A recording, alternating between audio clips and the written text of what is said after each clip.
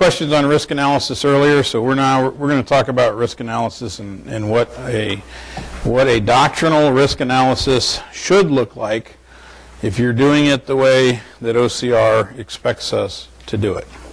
Okay? So, first of all, there are many risk analysis models out there in terms of name, right?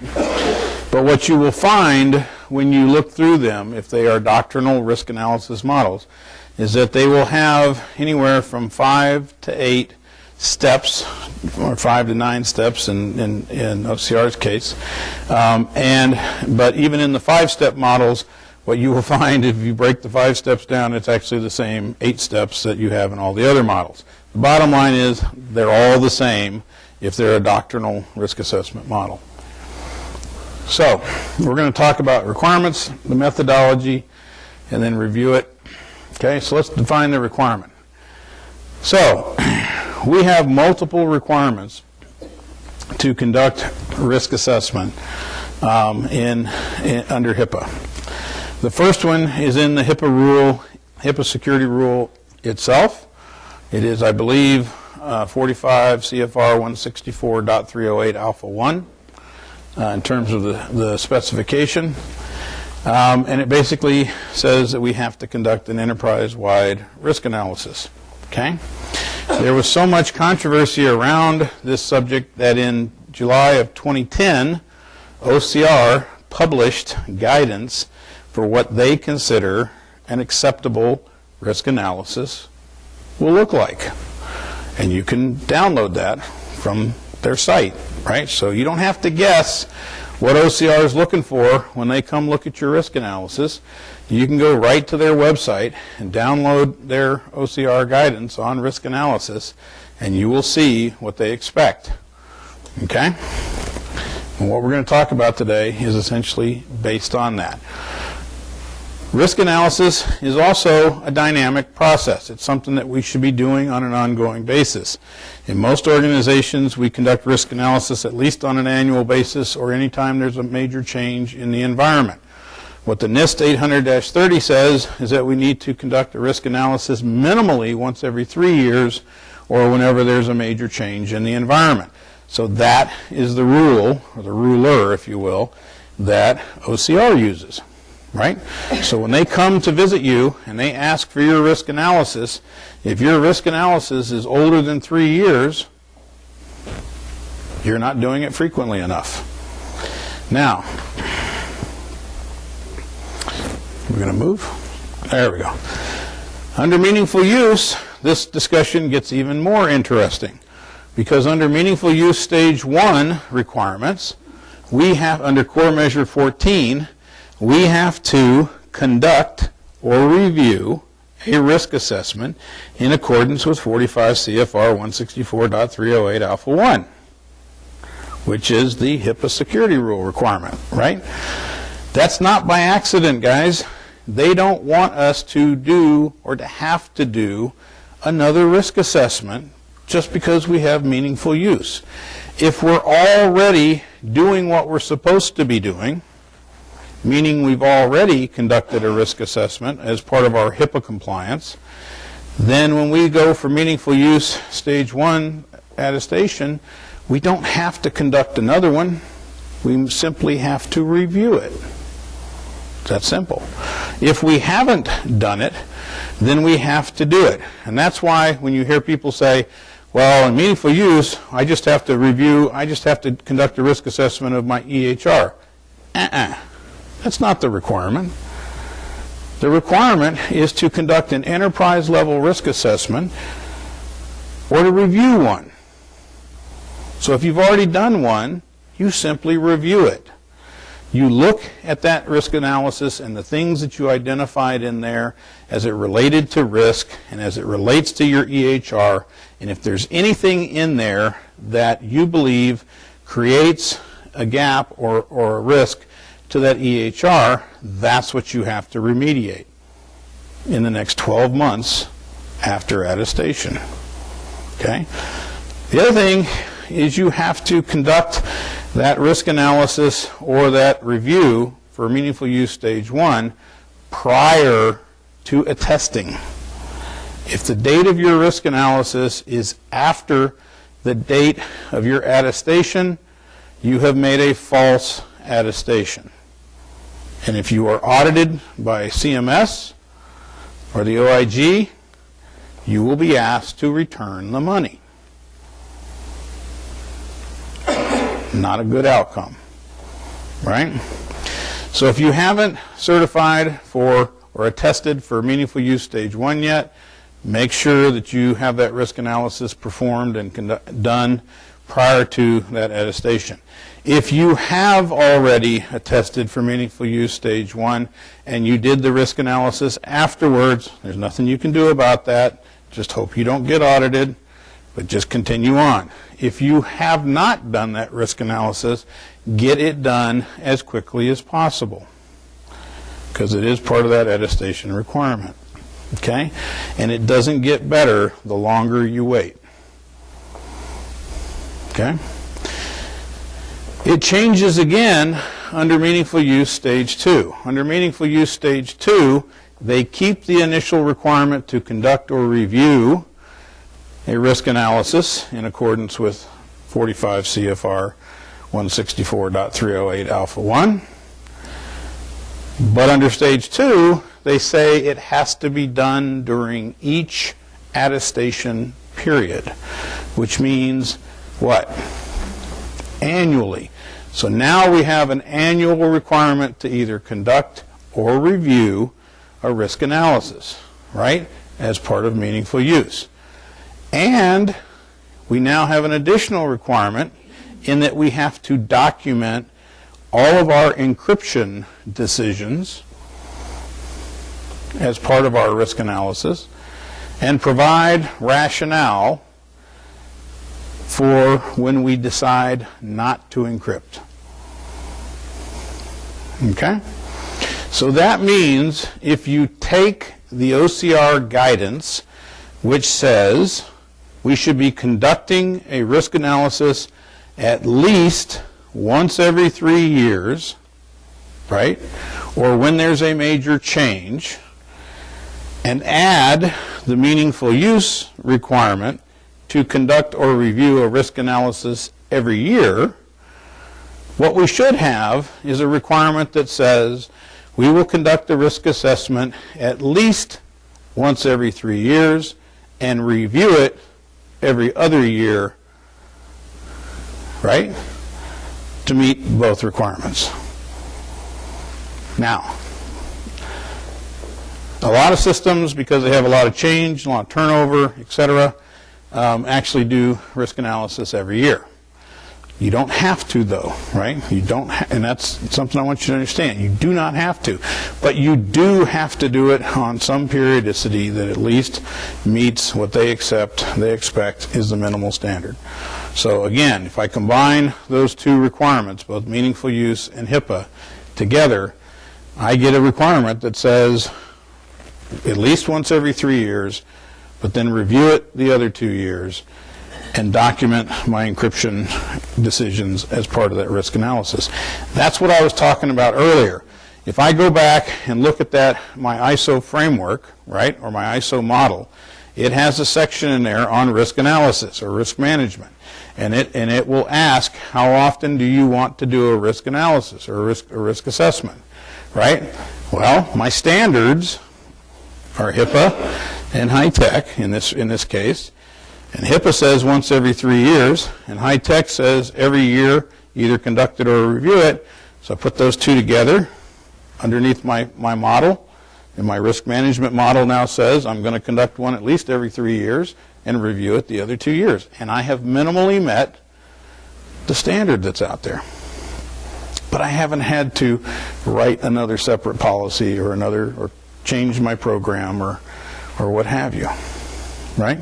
And if something comes along later that adds another requirement, I simply modify that portion of my requirement.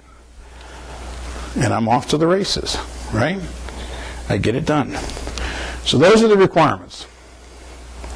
So what's the role of risk assessment? The most appropriate means of compliance for any covered entity can only be determined if that entity's assessment of its own risks and decisions on the measures that would best mitigate those risks.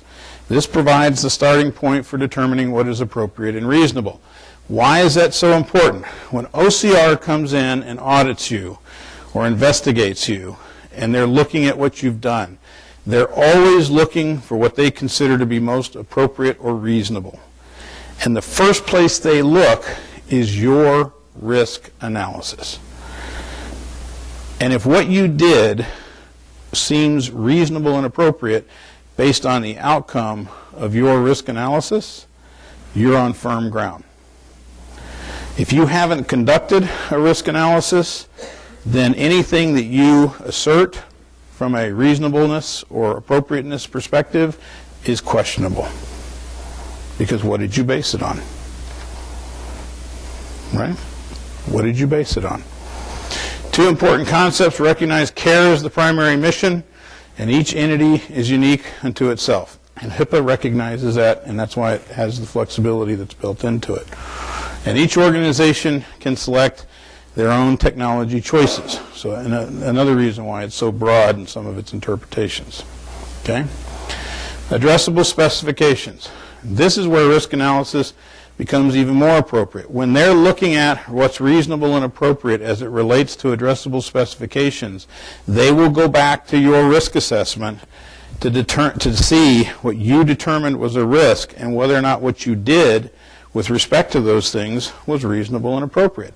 And when they went and did this during the audits, what they found was most of those organizations that had weak responses to addressable standards also had either no or weak risk analysis that they based it on. Okay, well, that last bullet I think is very important, and it's one that they reiterate all the time, and I know that's an issue, especially with small organizations. Cost is not a reason to do nothing. Okay? There's an important message in there. That doesn't mean you have to have a state-of-the-art program. It doesn't mean you have to do a ton or a lot. It means do what you reasonably can do with the resources that you have, but don't do nothing. Right? And I've run into organizations where they just say, we don't have the money, so we can't do anything. That's not the right answer. Okay? We can always do something, even if it's minimal. We do what we can. All right, let's talk about the methodology. Risk analysis defined: the process of analyzing threats to and vulnerabilities in specified environment, determining the impact or the magnitude, and identifying areas needing safeguards or controls. So, you got to have a threat, a credible threat, meaning somebody or something that can take advantage.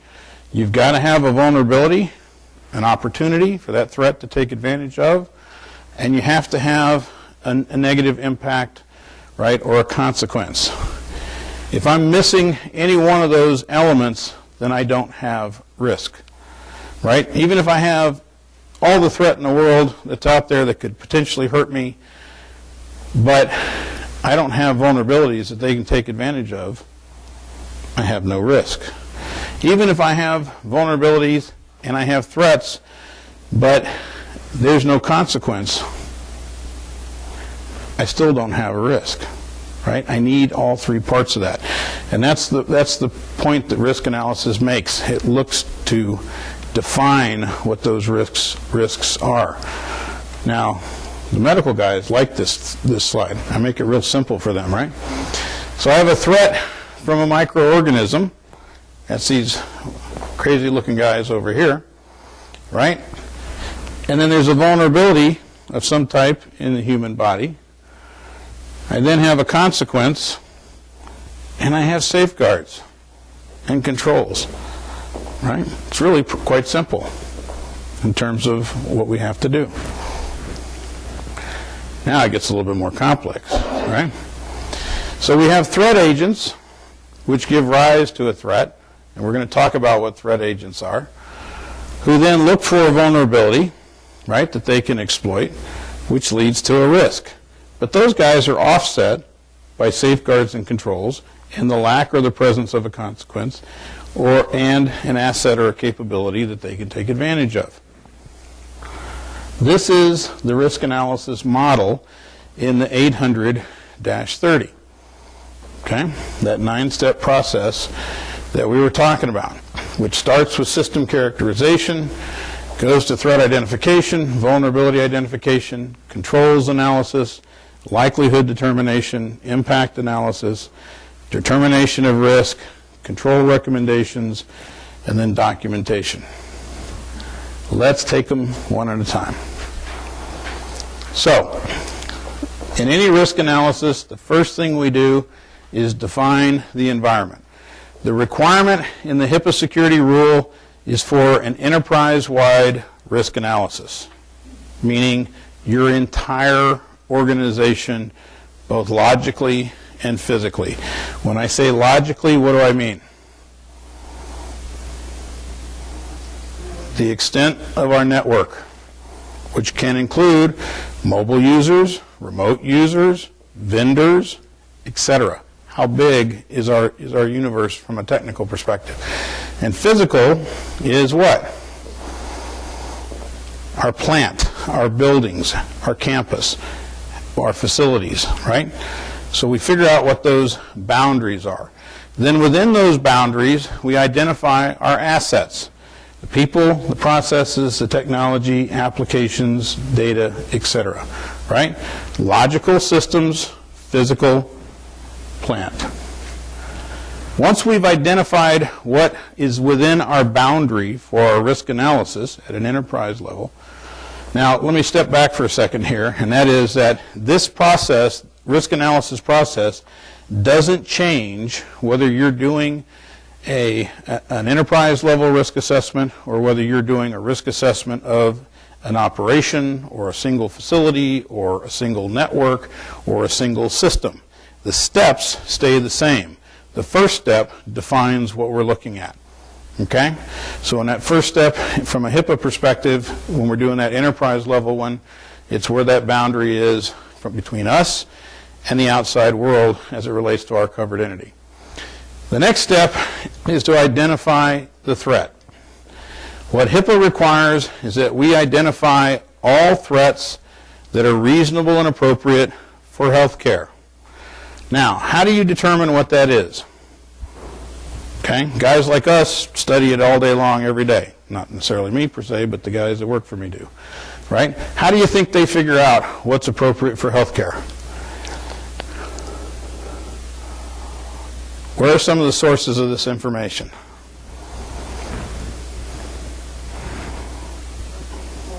Thank you. What's been reported, right? The OCR wall of shame and all the statistics that roll out of there, right? They tell you the kinds of things that happen in healthcare every day, right? The kinds of breaches that occur, the kinds of incidents that are occurring out there. That's one source of it. What's another source? For environmental, she's absolutely correct. For environmental threats, National Weather Service. What else? How about the National Threat Centers that publish documents every year, studies every year with respect to what's going on from the perspective of internet threat, from the perspective of corporate threat, cybersecurity studies, etc. Those kinds of documents that talk about the kinds of things that are going on out there, like the Symantec report each year that I like to look at because it basically has a healthcare focus to it in terms of part of its reporting, right? Looking at all the things that they see in terms of their monitoring centers. That's a source of it. How about studies like that we get from HIMSS or from Ponymon or other organizations like that actually study things in healthcare all the time? Ponymon does one every year on the cost of breaches. Well, as part of that analysis, they also share with us what's going on from a breach perspective, right? And the kinds of things that contribute to those breaches in terms of behaviors and whatnot, okay? How about what goes on in our own organization hysterically? Or historically, right? Okay, probably both, yeah.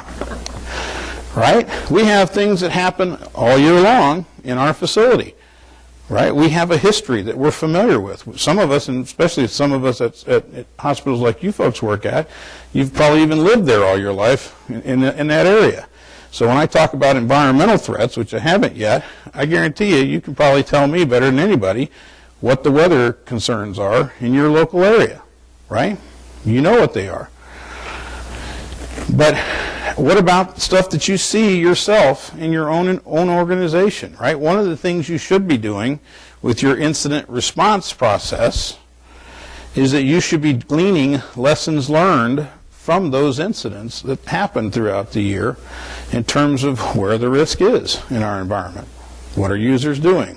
What's happening with our systems, etc. So there is both national level information with respect to professional organizations that do studies on this all the time, even in our industry. There's information that gets reported publicly up to OCR that we have access to. There's information locally that we have access to. And then there are other folks that are in the profession like us that you can reach out to.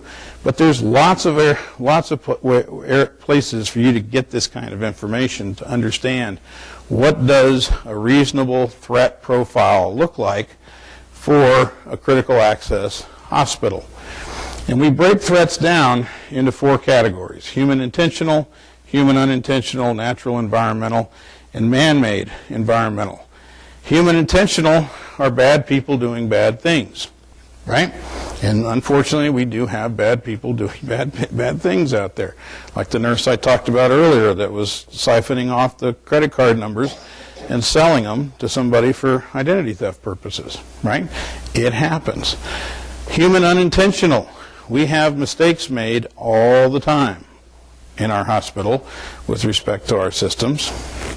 And not necessarily because somebody's bad, but because they're in a hurry, or they're trying to get something done, or they've got too many irons in the fire, or they're managing 48 projects at one time, et cetera, or they just don't have time. Like, for instance, the hospital I was at a couple of weeks ago, they are 10 months behind in their patch management on their systems because they are deploying systems so fast, and they are growing so fast, and they're deploying new applications so fast that they don't have time to do the everyday housekeeping chores that they need to do to maintain the integrity of the network.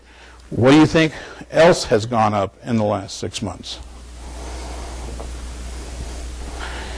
The number of outages and virus attacks.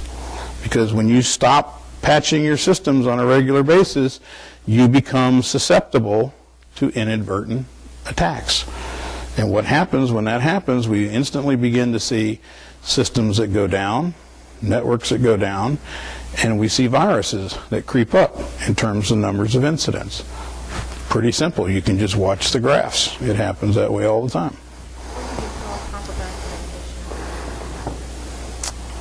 Proper documentation?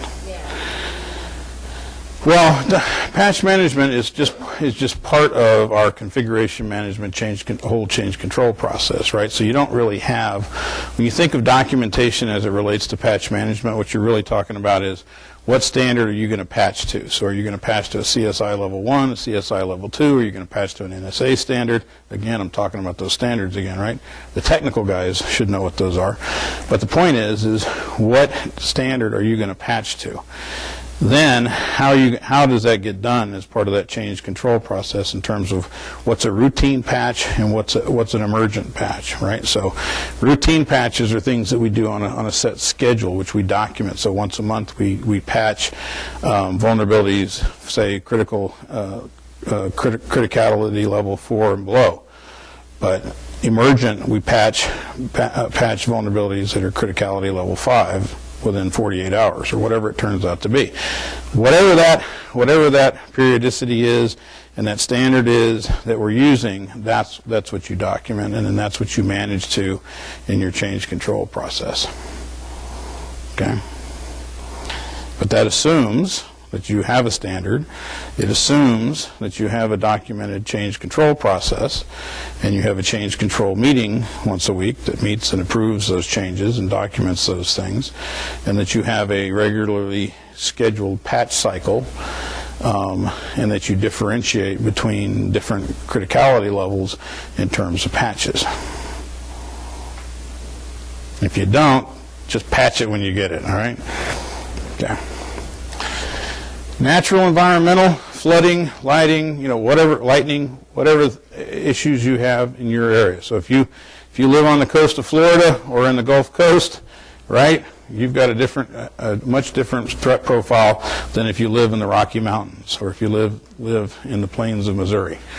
Man-made environmental, again, if we're in older facilities, we almost always have power issues, we almost always have heating issues, we almost always have water issues, because a lot of the sprinkler systems and a lot of older facilities with respect to data centers are sprinklers, which will absolutely destroy our systems if they go off, right? There's all kinds of man-made issues that can affect. There's power. We had one hospital in Atlantic City that we worked with, which was the major hospital for Atlantic City. All of the power for their network came in from one source, and just before it got to the data center, it actually came up out of the ground and went up a telephone pole, went across from the telephone pole and into the data center. Dumbest design I'd ever seen. And one of the first things that I recommended to them many years ago when I saw that was, take that damn pole down and bury that thing all the way to the building, right? Well, they didn't do it because it cost too much, right? And in 2007, a drunk woman coming home from a New Year's party somehow managed to end up behind their data center, and how she got back there, I don't know, because it's like a little alleyway. And she took that pole out and all the power for that hospital, and they were down for almost 2 weeks. Okay? Because they had no other alternate source of power, which was another issue that they had, right? And it's really, and I see that I've seen a million instances of this over the years, where we, as Ben Franklin says, are, penny wise and pound foolish, where we don't want to spend $100,000 to bury that line, but we'll lose millions in 2 weeks worth of productivity and shipping patients to other hospitals because of it, right? But we've probably all seen those kinds of decisions over our careers. Once we've identified that threat profile, the next step they tell us that we need to perform is a vulnerability analysis, identifying where the vulnerabilities are. When we conduct a vulnerability analysis, it comprises both a physical, an administrative, and a technical review of your controls. So we will actually interview people with respect to your policies and processes and practices. We will review the physical layout of your buildings and the controls in your buildings with respect to how they protect systems and data. And then we will test your systems, both internally, externally, wireless, etc., to identify any vulnerabilities in your network, as well as do a network architecture assessment. All of that information then identifies various vulnerabilities that we have in our environment, right? That could present opportunities that a threat could take advantage of. As part of that, we will do what's called a controls analysis, meaning we will look to see what current controls we have in place to mitigate the risk.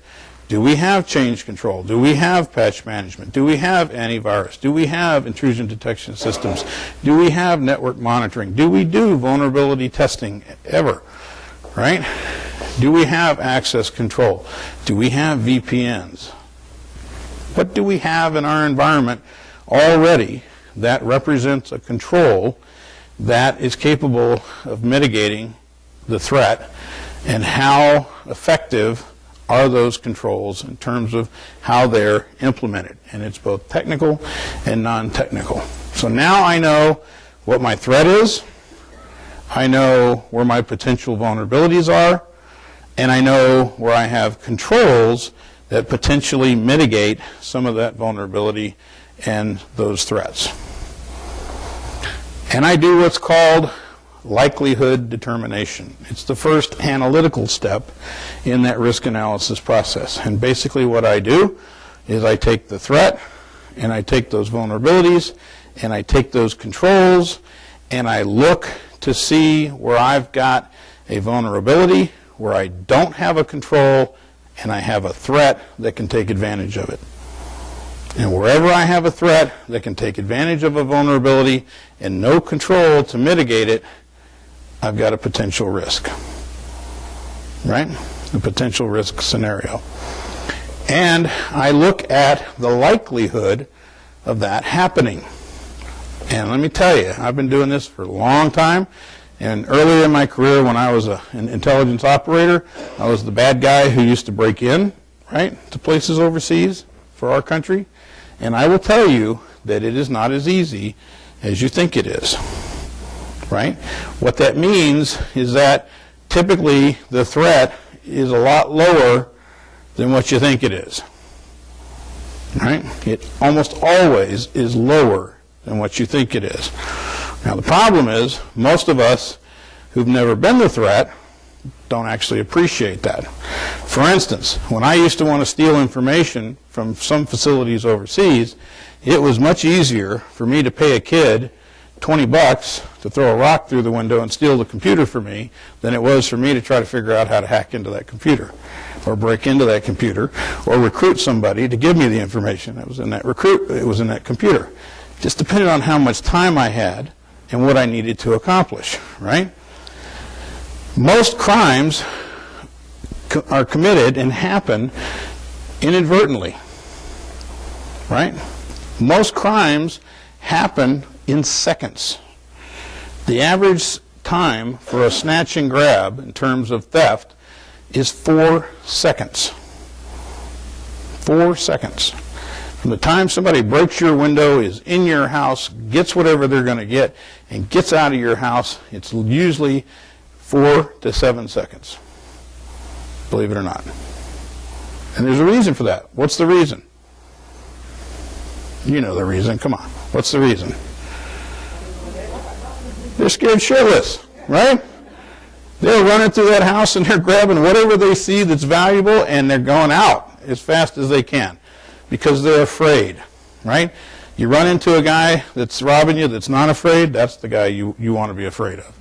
The average thief is not doing this with a lot of confidence, right?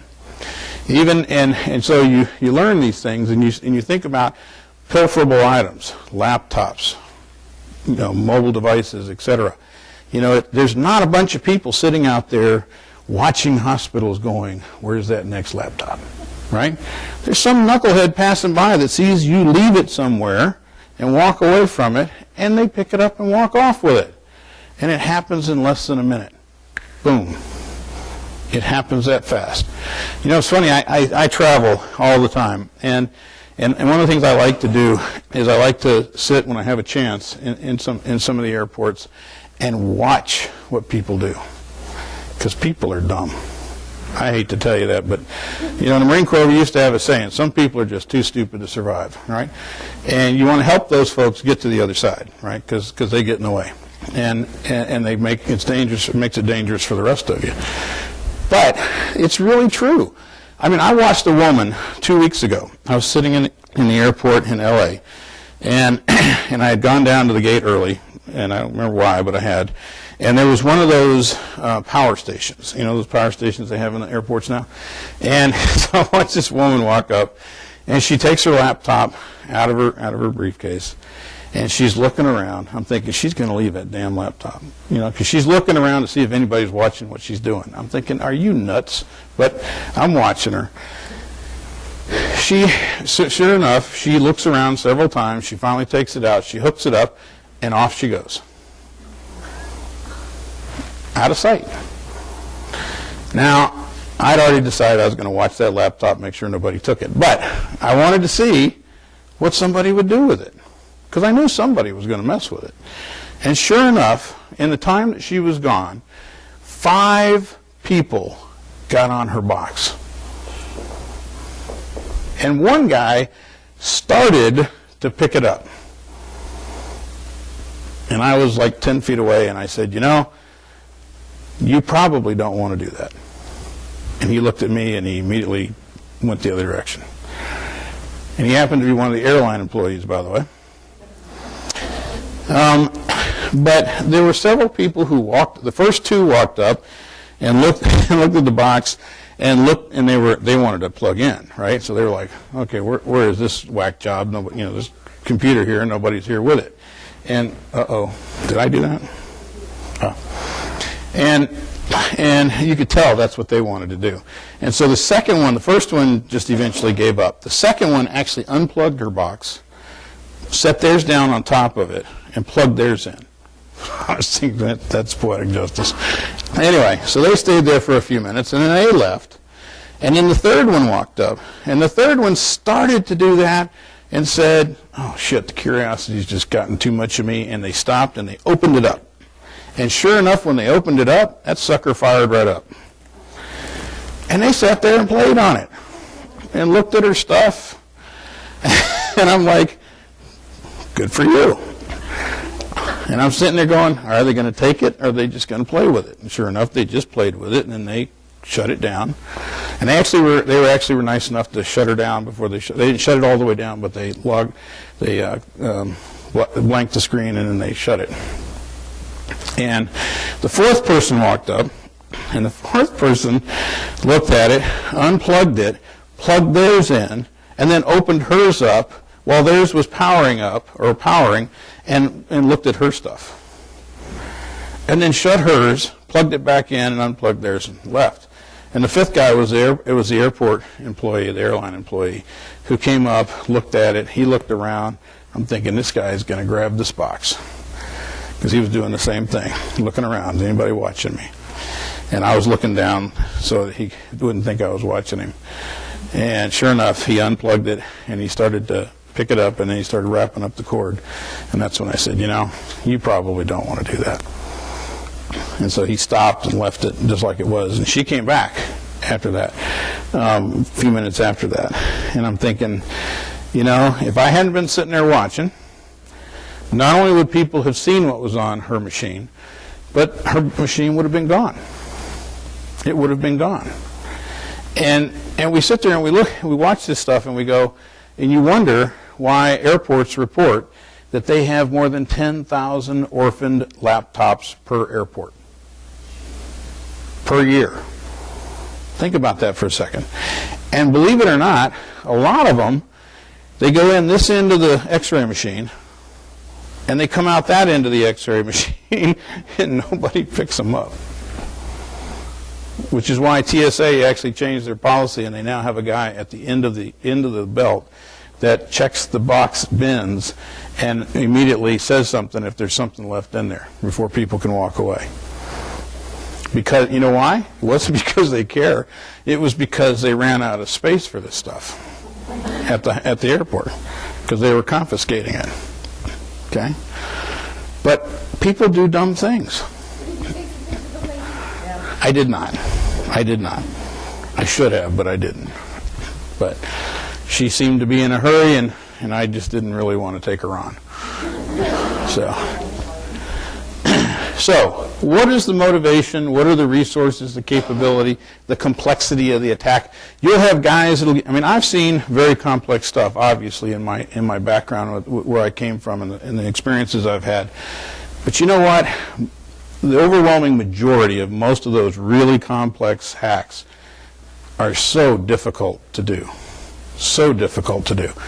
that they're not really a threat, a realistic threat. If you're working in the government, if you're working in the financial sector, they're a threat. If you're working in other industries, they're not going to put that much resource into that kind of an attack. It's just not going to happen, right? You are more apt to have the inadvertent type threat. So what is that? Well, malware, believe it or not, is a big issue for healthcare today. Why? Two reasons. First, there are more than 60,000 malware threats that come out a day. And the reason we're capable of producing that many malware threats, viruses, trojans, etc., is because now they're created by bots. Think Matrix, right? They're not created by people anymore. Only 40% of the viruses that are released into the wild each year now are produced by people. 60% are computers attacking other computers. They're bots that have been taught how to automatically generate viruses. And they do it by the thousands per second. Okay? Your antivirus product that you have running on your network is only capable of sensing 60% of the viruses that come at it today. That means 40% of the malware that comes at your environment goes right past that antivirus solution. Most of the viruses we have today morph. Most of the viruses we have today are zero-day attacks. Most of the viruses today, we see them once and once only. We never see them again. And what that means is that the threat centers that normally get those viruses and produce a patch, right, to protect us against them, never get a chance to do that. So if you get hit with one, you get hit with one. It's just that simple. So you have to have a much more complex environment to protect yourself against those things. And those things don't discriminate based on industry. They don't care what industry they hit. They're just looking for a system that's vulnerable. Now, the other thing that's dangerous about those today for healthcare is that there are a number of what we call directed attacks in the malware family today for healthcare, meaning they are malware that have a payload that is designed to steal patient information and divert it off-site. And those are a big problem when those hit, if we don't detect them. Okay?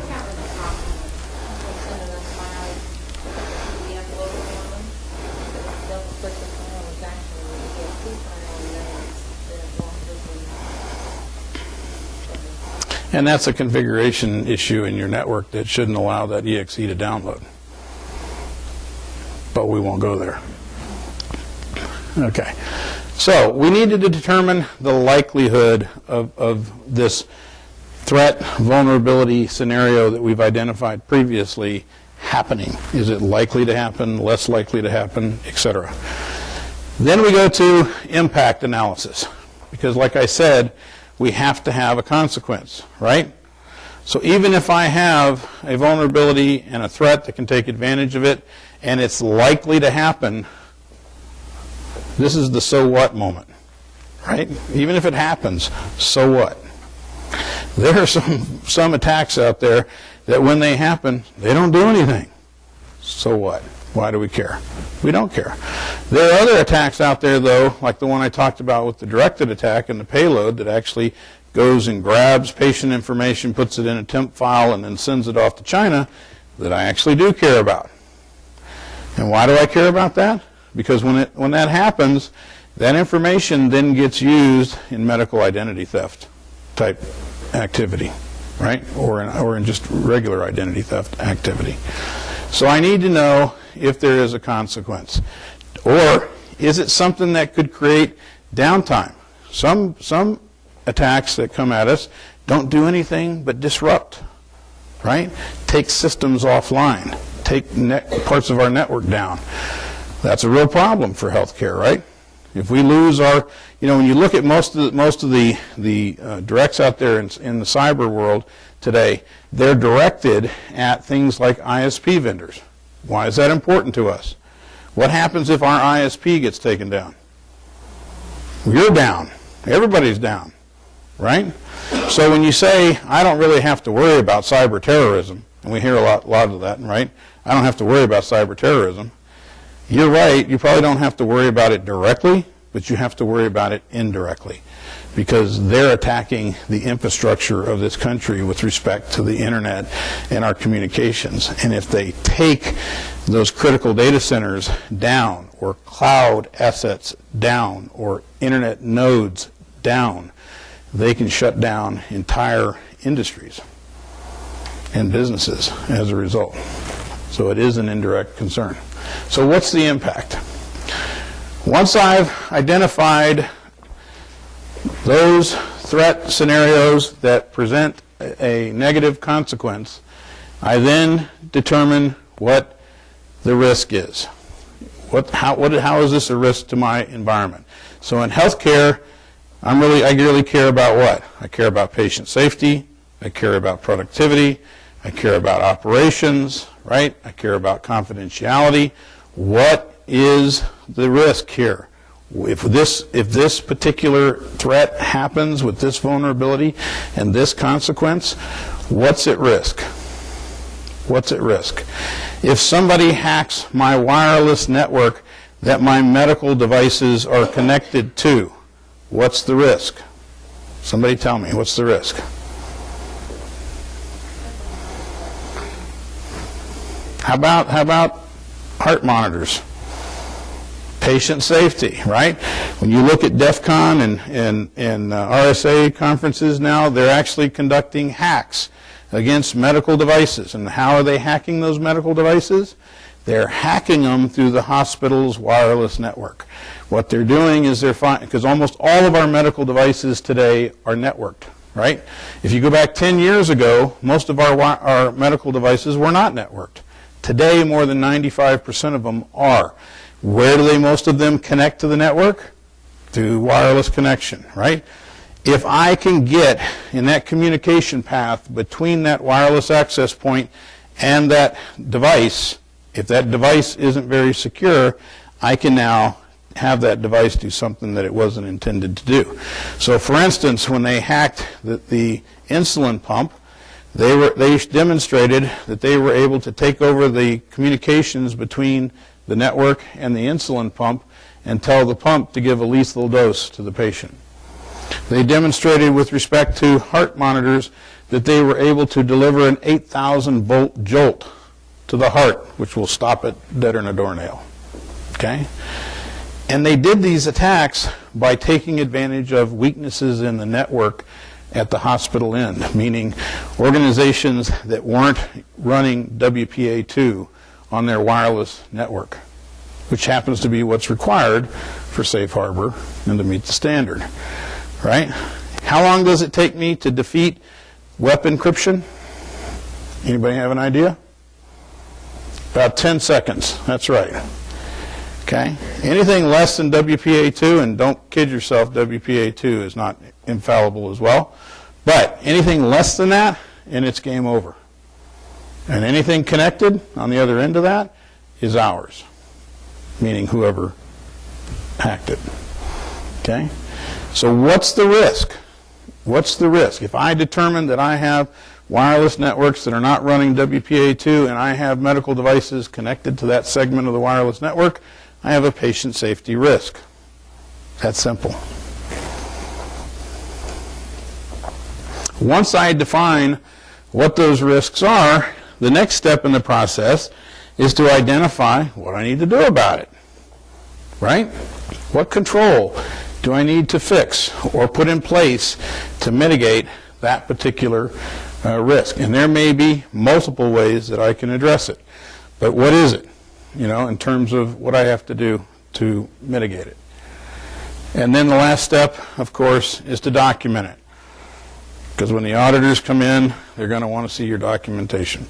Now, what we do for our hospitals, quite frankly, when we do this assessment process, is we actually build, one of the deliverables for them is a workbook that has all 9 steps in it and all the documentation and all the information and the analysis that's associated with their assessment is in that workbook. And the reason we do that is so that they can do the next most important step, which is the remediation.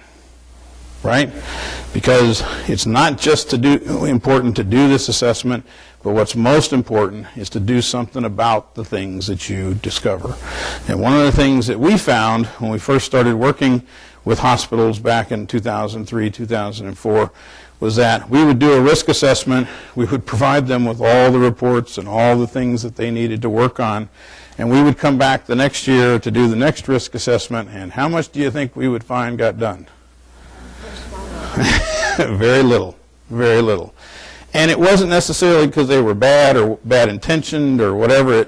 Stuff got in the way, right? I mean, they had 126 projects on the board, and this was just another one that got added to it, and we just never got around to it, or we didn't understand what we needed to do, et cetera, et cetera. So we built that workbook, and at the back of that workbook where the requirements or the recommendations are, it's actually built so that it's a project plan so that they can assign a resource and track progress against the remediation. And what we found is that when we gave them that tool, that many of them did much better in their remediation because they actually had something to help track their progress.